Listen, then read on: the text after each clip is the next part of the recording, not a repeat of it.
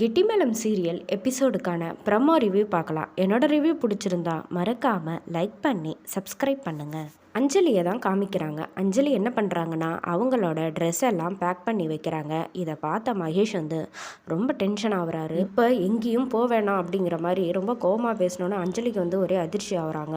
மகேஷ் அதுக்கப்புறமா அப்படியே மாற்றி பேச ஆரம்பிக்கிறாரு. எனக்கு வந்து ஆஃபீஸில் நிறைய வேலை இருக்குல்ல, இந்த நேரத்தில் நம்ம உங்கள் வீட்டுக்கு போனால் சரி வராது, அதனால் கொஞ்ச நாள் வெயிட் பண்ணு, என்னோடய வேலையெல்லாம் முடித்தோன்னா நானே கூப்பிட்டு போகிறேன் அப்படின்னு சொல்லி ஏதோ ஒன்று சொல்லி சமாளிக்கிறாரு. அதுக்கப்புறம் ஆஃபீஸ் போகிறாரு மகேஷ். அஞ்சலி புக்கை எடுத்து படிச்சுக்கிட்டு இருக்காங்க. அப்போ எதர்ச்சியாக ஒரு பக்கமாக திருப்பும்போது கரெக்டாக வந்து அந்த மயிலிறகு வந்து புக்கிலேருந்து எடுக்கிறாங்க. அதை பார்த்தோன்னே கவினோட ஞாபகம் வந்து அஞ்சலிக்கு அதிகமாக வருது. காலேஜில் கவின் இதை கொண்டு வந்து நமக்காக கொடுத்தானே அப்படின்னு சொல்லி அந்த பழைய நினைவுகளை வந்து யோசிக்கிறாங்க. கவின் என்ன பண்ணுறாருனா அஞ்சலி போயிட்டுருக்கும்போது அஞ்சலிக்காக இதை கொண்டு வந்து கொடுத்தோன்னே இது எங்கேருந்து எடுத்துகிட்டு வந்த அப்படின்னா அஞ்சலி கேட்டிருப்பாங்க.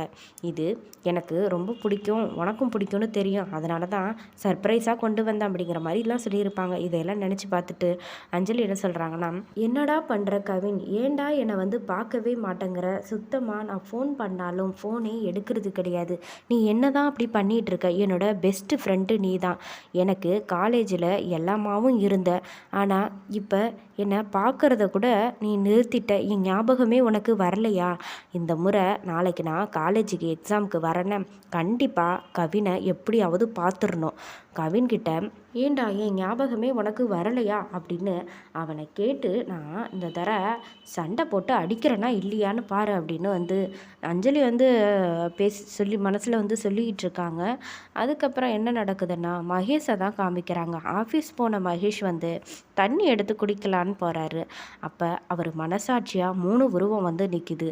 எல்லாருமே வந்து சிரிக்கிறாங்க. இதை பார்த்த மகேஷ்க்கு வந்து ஒரு மாதிரியாக தடுமாறுறாரு. மகேஷ் சிரிக்காதீங்க அப்படின்னு சொன்னோன்னே அந்த மனசாட்சி என்ன பண்ணுறாங்கன்னா, இந்த சொத்து எதுவுமே வந்து ஒரு பைசா கூட உனக்கு சொந்தமானது கிடையாது, எல்லாமே வந்து அர்ஜுனோடது, நீ இப்போ ஏமாற்றி இதெல்லாம் சொந்தம் கொண்டாடிக்கிட்டு இருக்க, இதெல்லாம் அஞ்சலிக்கு தெரிஞ்சதுன்னா உன்னோட நிலைமை என்ன ஆகும் அப்படின்னு சொல்லி கேட்கவுடனே மகேஷ் என்ன பண்ணுறாருன்னா அப்படியே கீழே வந்து உட்காந்துடுறாரு.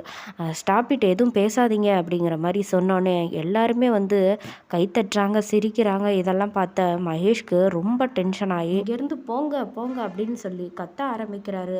அதுக்கப்புறம் ஒரு கட்டத்தில் என்ன பண்ணுறாருன்னா மகேஷ் வந்து நான் அஞ்சலிகிட்ட வந்து இது எப்பயுமே தெரியாத அளவு பார்த்துப்பேன் அப்படின்னு கத்துனோடனே உடனே வந்து அந்த மனசாட்சி எல்லாம் மறைஞ்சு போயிடுது.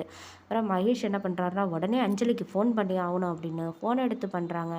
அஞ்சலியும் எடுத்து பேசுகிறாங்க. என்ன போன உடனே ஃபோன் பண்ணுறீங்களே என்னாச்சு அப்படின்னு கேட்டோன்னே ஒன்றும் இல்லை, சும்மா தான் ஃபோன் பண்ணேன், நீ என்ன பண்ணிகிட்ருக்க, படிச்சிட்டியா, எக்ஸாமுக்கு நாளைக்கு நானே கொண்டு போய் உன்னை விடுறேன், நீ டென்ஷன்லாம் ஆக வேணாம் அப்படிங்கிற மாதிரி வந்து மகேஷ் வந்து ஆறுதலாக பேசுகிற மாதிரி பேசுவாங்க. அஞ்சலி உங்கள் நிலைமை எனக்கு புரியுது சார், நான் கேட்டதும் தப்பு தானே அப்படிங்கிற மாதிரி சொல்லிவிட்டு சரி நீங்கள் வந்து நல்லபடியாக வேலை பார்த்துட்டு வாங்க வீட்டுக்கு அப்படிங்கிற மாதிரி சொல்லிவிட்டு நான் உங்களுக்காக வெயிட் பண்ணுவேன் அப்படிங்கிற மாதிரிலாம் பேசிவிட்டு ஃபோனை வந்து அந்த இடத்துல வச்சிடுறாங்க.